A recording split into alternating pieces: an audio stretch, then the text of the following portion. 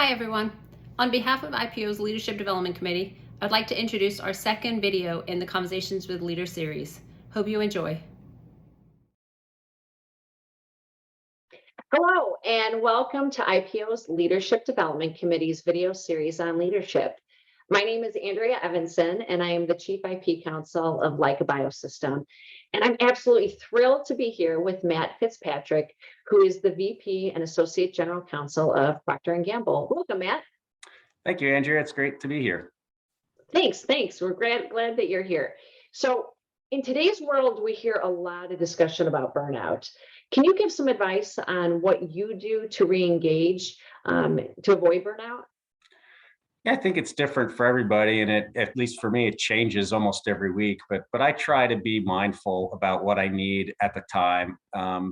Certainly, being conscious of sleep and exercise and eating helps. And then I find it's helpful to be as open as I can be with my colleagues and my team about where I am and where they am, whether that's pretty good, not so good, very good, or whether I just need a break that day. And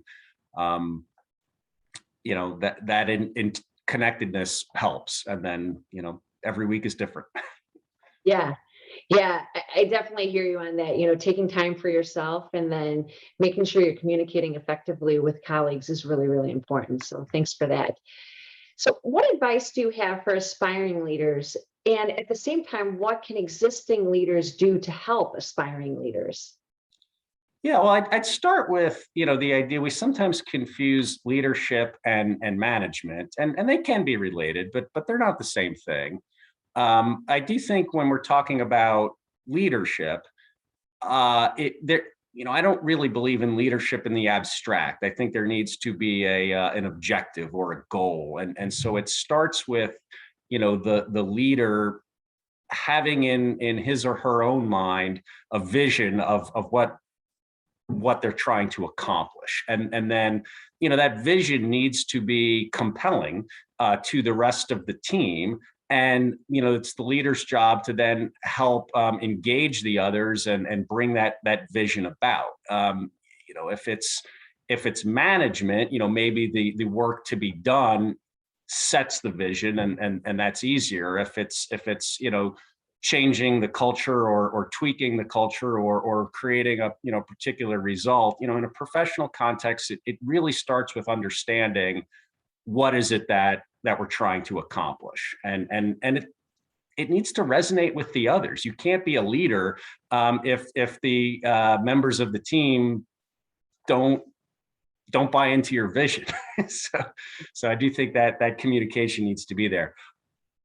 For development of future leaders, that's more challenging. I don't know a better strategy other than being as transparent as you can with what you're doing, what you're thinking, showing people, the process. And I think about those people who've developed me the most as a leader. It really started with, they were just telling me what they're doing. Hey, I'm putting together this document for this person, and here's why, because I know she likes to see this.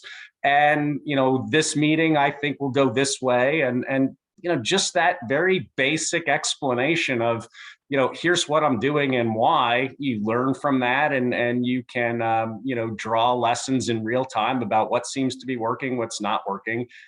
And most importantly, watching those, same people make adjustments as they go is very instructive. And over time, you get to understand, why they're doing that and what's effective and what isn't.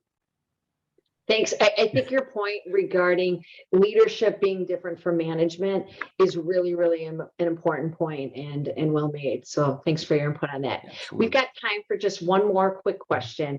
And that is, sometimes when people are in IP, they can develop a really niche focus. Do you recommend, from an IP leadership perspective, maintaining a niche focus or trying to broaden out and take a more generalized view of IP and maybe the legal world outside of IP?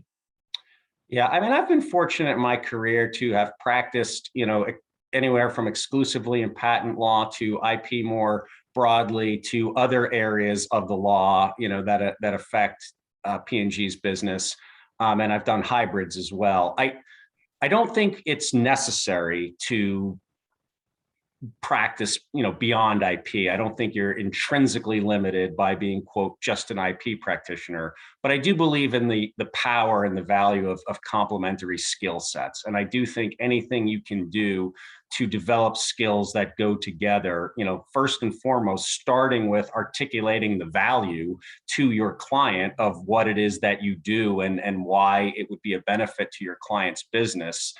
Is the place to start. But communication skills, business skills, writing, oral advocacy, things that go together will only be a benefit to your practice professionally. Sounds good. Well, thanks again, Matt, for joining us today. We sincerely appreciate your time and advice and wish you a pleasant day. Thank you. Thank you. You as well, Take care. Andrea. Have a good day. Thanks. Bye now. Bye.